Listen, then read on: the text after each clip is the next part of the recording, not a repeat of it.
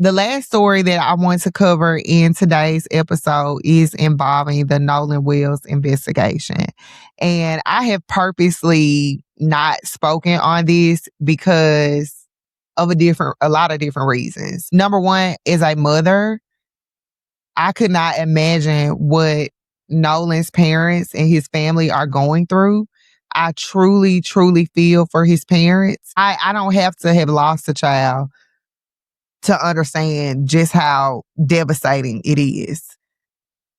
It just even thinking about it is devastating. So my heart goes out to his family. Therefore, I want to cover this case as respectfully as I can. But there's a lot going on with it. Every day there is a new update. I have been following it since it happened. And it is truly hard to keep up with everything. So that is one of the reasons why I have not spoken on it yet, because when I do commentary, I like to be thoughtful. I like to do thoughtful commentary. I like to talk about facts. I like to, of course, discuss what speculation may be, but I'm really about the facts. And the reality is that there aren't a lot of facts that are coming out about this case. And what we do know so far is being widely covered by a lot of content creators. So I don't want to add to the noise. I want to take my time with it. That being said, at some point I am going to do a deep dive because I live in Mississippi and I am seeing a lot of disturbing comments about Black folks in Mississippi from people who have never even set foot here. And I want to, of course, address that because for y'all to claim to have this love for the Black community and as Black people, for you to act like because we live in Mississippi, there's something wrong with us is insane. Like, this is our home. Why would we leave to go to another state that has racism as well? If you did not know, racism is global. Racism is American. It is not just in Mississippi. It is everywhere. And if you ask me, those of us who live in Mississippi, who live in the belly of the beast and we are still thriving, you really should put some respect on us because we live in an environment that most of y'all couldn't even handle. So I don't like this whole notion that we're somehow like scared of white people and we live in this fear. That is not the case. Now, I don't live in Ocean Springs. I've been to Ocean Springs a couple of times. I lived close to the coast, about an hour away from the coast when I was in college. But we are not living like that. And y'all really need to stop it. Y'all really need to stop it. Mississippi is the birthplace of so many things. So many Americans, Black Americans, have roots in Mississippi. So when you talk down on us, know that you're talking down on yourself. I just don't understand all this hate that Black folks are getting from other Black people because we live in Mississippi. That's one thing that I want to touch on and that I will touch on in my deep dive. But I also want to handle this with care because I am a Mississippian, and creating content about racial issues puts you under the microscope. That is a reality, whether you live in Mississippi, whether you live in New York, whether you live in California, whether you live in Florida, whether you live in Texas, whether you live in Arkansas, whether you live in Illinois. It is not safe in many ways to make content about Black issues and to be an advocate for the Black community and be a radical advocate at that, what I consider myself to be. I'm not a go along to get along type of Black person. That ain't me and it never will be me. So that puts me under a microscope. I'm not saying that I've received any attacks, but my point is, this is not just one of those subjects that you want to talk about all willy-nilly, talking about from an emotional standpoint, especially when you live there. I live there. There's the possibility that I could work on a project by the nature of the work that I do that involves the government, that involves a nonprofit, that we see what is happening with Nolan's mom and how people are leaving reviews about her. And so just to talk about this stuff puts you under a microscope and it can bring attention. So I just want to make sure that I have facts and that I'm speaking from, a well-informed point of view. But also, I want to do this deep dive because I have seen so many things going on with this case, and I made lots of observations and things that I think are worth talking about, but I felt like it was too early. I felt like it was too early, that Nolan needed to be laid to rest.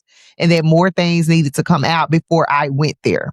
So I'm saying all that to say I will be doing a deep dive. I'm considering doing a live stream because I would like for it to be interactive, but my subscriber count is so low. I hardly have had viewers on my previous live streams, and it takes a lot to do that. So if I were to do it, I would really need y'all to ask me to do it. I would want to hear that you want a live stream and that you will be there and what are some good times to do this live stream. Otherwise, I'm just going to take my time and do a deep dive at some point, maybe this week, maybe over the weekend for sure. By next week, I plan to have some sort of deep dive and go into all of the things that I have observed. But with that being said, I've also kind of had to take some mental breaks with this because digesting this type of information and digesting it daily is a lot. It is a lot. That's why you see for the last couple of my videos, it's been reality TV reviews just because I've needed that break when it comes to racial issues and content, because this is my real life as a Black woman in Mississippi. It is infuriating to see the way our state government, meaning the public safety commissioner and also Governor Tate Reeves, the way they have handled this and spoken out on this. We're going to get into the public safety commissioner. We are also coming off the heels of the incident in Senatobia, where 1-year-old Cohen Wiley was shot and killed by a police officer that they are protecting. So it is just, it's a lot of mental things. Like I have sons, I have 3 little children. I'm thinking about what it means for them, what their future means. And like my daddy has told me, it's nowhere to run. So it's not like we can leave Mississippi and there's going to be something better elsewhere. This stuff is happening all over the country. It's just not as high profile as Nolan Wells' case. So I've just been going through, a lot mentally, just thinking about this and seeing how it's all playing out. But I want to continue to observe this in a healthy way, in a logical way, in a thoughtful way. And that does kind of require taking some time and moving it slow. I've said before, I'm one of those people where I kind of slow walk my content. I'm not in a rush to be the first to break a story. I like to come with facts. I like to be well informed, and I like to give a thoughtful opinion. So that is what the delay has been in this Nolan Wells coverage. Now, that being said, I do want to cover one of the latest developments in this story because a lot of people are talking about it. It's probably the most talked about story this week, and that is this enhanced audio that was released.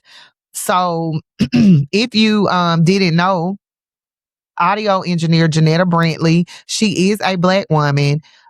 Enhanced audio that was released by the Mississippi Department of something. When we get to the deep dive, I'll go into the audio more. But before we go into it, what I've noticed and what I've seen regarding this audio, I've been following the content creator Trent Out Loud, and he does this show. I feel like he's a little bit too gleeful when he's covering this, and that's just me. I left a comment telling him like to pipe that down because it was coming off weird and kind of disrespectful. Like he seems to be laughing and smiling while he's covering this. But I do feel like he has given fair coverage. He's been very respectful to the family. Otherwise, he is on it. Like he's doing daily updates on this. He even dressed in the colors for Nolan's funeral when he covered the funeral. So I feel like he is trying his best, but he is a little bit too gleeful for me. But anyway, I'm bringing him up because he's someone that I've been watching cover this case and someone that I have kind of developed a little bit of trust in when it comes to this.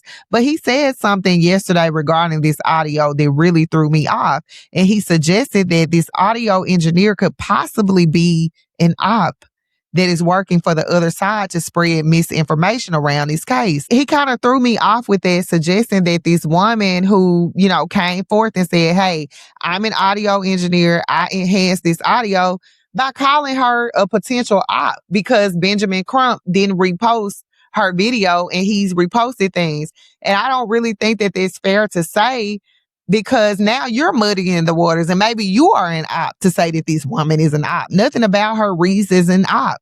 Who would sit there and purposely try to throw people off with this audio? Like it doesn't make sense for her to be an op, but that's what made me really want to kind of get into her background and hear what was being said.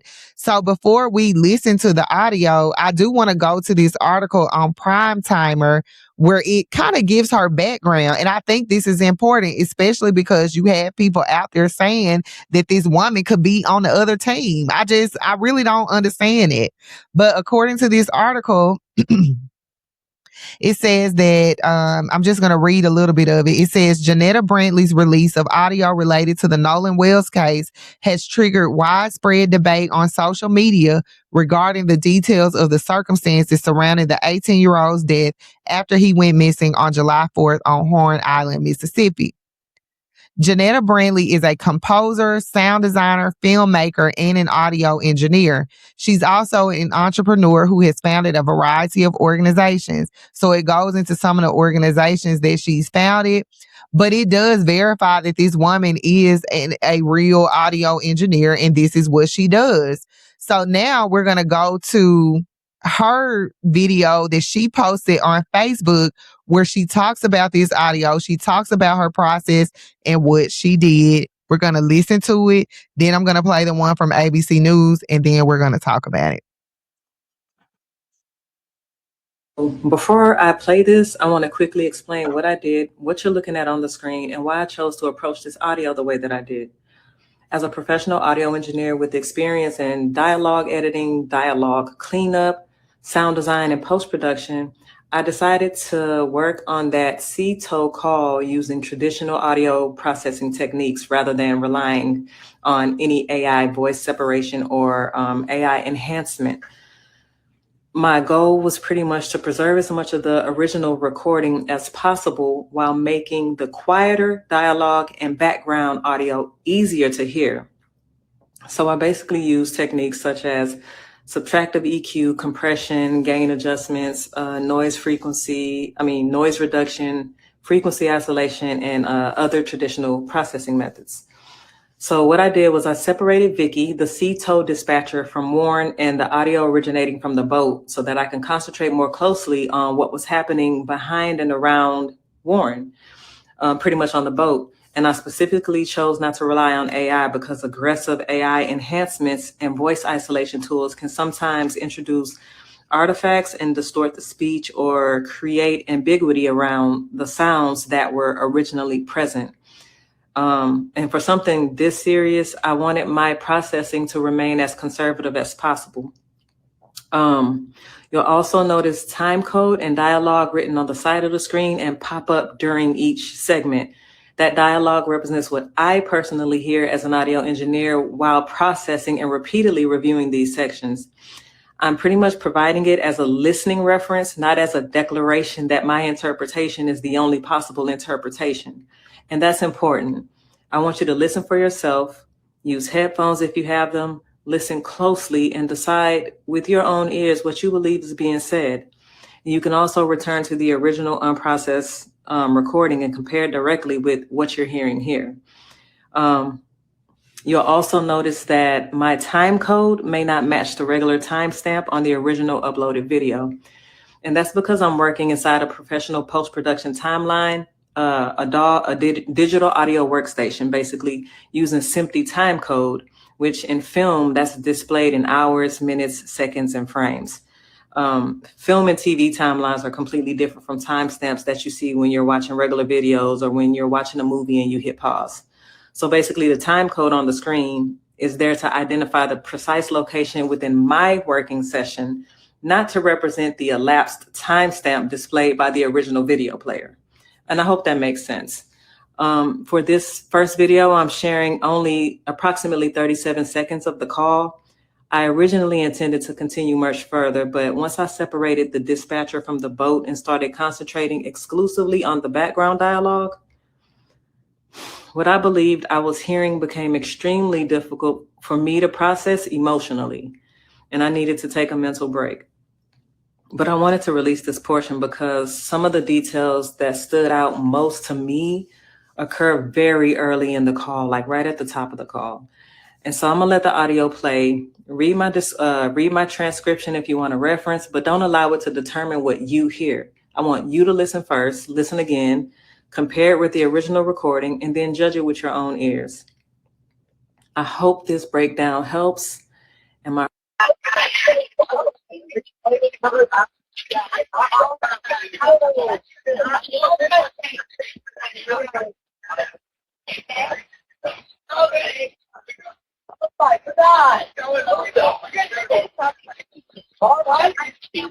Hey, we're at the west tip of Horn, and our bilge pump stopped working. We're sinking. Can y'all please come? We have a membership.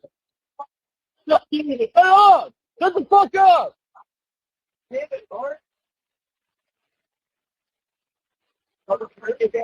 okay, so Okay, so you hear from that audio, really what she isolated and enhanced took place before the call kind of went underway with the operator. So just to be clear, the audio was originally released from the Mississippi Department of Marine Resources. And I'm going to go to the audio real quick, or I'm sorry, not the audio, but the article from WLOX. It says, and this was 3 days ago, that WLOX has obtained audio from the Mississippi Department of Marine Resources related to the Nolan Wells case. The recording is of a call made from a teen on a boat on Horn Island on July 4th around 4 p.m. to a private towing company, Sea Tow. Wells traveled out on that boat with friends for the holiday, but he did not return with them. Okay, we know all of that. So it says at the beginning of the recording, there is a commotion in the background as hold music plays. So that is why we're able to hear all of this stuff that took place. That as soon as you, and I've worked in a call center before for an insurance company, and the calls are recorded from the time that it connects. And all of that time, you're not necessarily talking to that customer, but the call is still being recorded for cases such as this or for training purposes. The calls are always recorded. So that is why we get to hear it. He was waiting, and while he was waiting, the call was still being recorded. So it says, then the Sea Tow dispatcher picks up the phone. In the call, the team can be heard saying, "Hey, we're at the west tip of Horn and our bilge pump stopped working. We're sinking. Can y'all please come?" The dispatcher asks how far the water is coming up in the boat, and the team replies, "It's coming up. We're just sinking. I don't know. We're going down though." The dispatcher then said, "And is everyone on board and in good health?" Otherwise, the caller responded, "Yeah, everyone is on board." So it says the team gives the dispatcher the boat's GPS coordinates, which were just off the northwest tip of Horn Island. Now, this article is being a little bit it's being a little bit misleading because the dispatcher asked the caller multiple times how many people were on the boat, and he really struggled with that answer. Again, so many people are talking about this. There are so many creators who are sharing the audio in its full form, and the news is leaving that part out. I don't see anywhere on the news where it talks about him struggling with how many people were on the boat, how many adults were there. So that is something that you have to pay attention to. You have to pay attention to what the media is not saying. And so in this just makes it more suspicious if you ask me. But I wanted to go back to what Brantley said. And she talked about like her mental state. She had to take a break from this. And I don't think people are understanding as Black folks, especially those of us here in Mississippi, this is real life. This is real life that any day something could happen to us and the whole world will try to cover it up to protect whiteness and protect white supremacists and protect racism and protect the established order of the world, with us being individuals that people don't care about whether or not we live or die. This is our real life. So it is emotionally taxing to read these stories and to cover this and to go through this. But here we are still trying to get these answers because the local law enforcement isn't doing it. They're not being transparent in this investigation. There are so many questions, and Nolan's mom herself had to come out and say that she had to contact them to see what was going on with the case. So that is why people like Janetta Brantley are stepping to the plate and trying to figure this out. And all of this just reminds me about Mike Brown when he was killed in Ferguson. And that is really the start of my political shift and I guess, or political coming of age is when I really became, I've always been interested in Black history, always interested in Black politics, but the killing of Mike Brown took it to another level. It affected me so much as a young woman on Twitter, kind of seeing that unfold, that it inspired me to pursue my PhD and to go in to try to create my own theory around crisis communication and things of racial significance happening and unfolding online before a local law enforcement or an established agency can kind of take hold of that narrative. So this is not new. This is something that has been happening. That was in 2014 when Mike Brown was killed by that police officer. And so now here we are in 2026, still going through the same stuff, still relying on social media to solve the case because law enforcement is not moving. And for those that are moving, is moving to cover it up and not actually get answers and get real justice for the families of these people that these things are happening to. And so when you talk about covering that, being here in Mississippi is just, it's a risky thing. It's really risky. So I respect everyone who comes out and talks about this stuff because we are so much stronger together. And half of the reason why this case and things are unfolding the way that they are is because of the public stepping up. And we have to have a real conversation as Black people, as taxpayers, about what our representation looks like. Because it's no secret that America's justice system works differently for white folks than it does for everybody else, especially Black Americans. So this story just brings to light so many things. I'm really tired of living this. I'm tired of spinning my wheels. I'm tired of reading these stories. I'm tired of these things happening. I'm tired of seeing Black moms and dads crying on TV over racial violence. I am sick of seeing it, and we need some real solutions, and it's only going to happen when we stay on the case. So I applaud her for putting this out, but it's a shame how people are now trying to discredit her and who she is and the work that she's doing when law enforcement ain't even doing nothing. So that being said, speaking of law enforcement, would y'all believe that the Mississippi Attorney General Lynn Finch has made a statement talking about they're going to be taking threats to investigators seriously? So this dropped today. I got this news update on my phone today, and I'm just like, boy, Mississippi, y'all just won't do right. The article is coming from WLBT, but it's a Wired article. It really was published from WLOX. But it says Mississippi Attorney General Lynn Finch released a statement saying her office will hold accountable anyone who threatens law enforcement officers involved in the Nolan Wells investigation. She says, I'm proud of the professionalism with which our law enforcement, district attorney, and other local leaders are approaching this tragic case. During an open investigation, it is vital to the cause of justice that everyone respect the integrity of the process, said Fitch. Efforts to intimidate, disrupt, or interfere with the work of our law enforcement and prosecutors and threats to their well-being will be taken seriously, and we will hold those who make them accountable. A bright young life has been lost, and we extend our prayers to his family, she said. Now, her statement came after the Mississippi Department of Public Safety Commissioner Sean Tindall addressed threats tied to the Wells investigation in an interview with Mississippi Public Broadcasting. So Sean Tindall set this off, and he was the first one to make statements about these alleged threats. Now, you know what? Tate Reeves might have said something because he did make a statement too, basically saying like he trusted Ledbetter, who's the sheriff in Jackson County. But Sean Tindall is over the Department of Public Safety.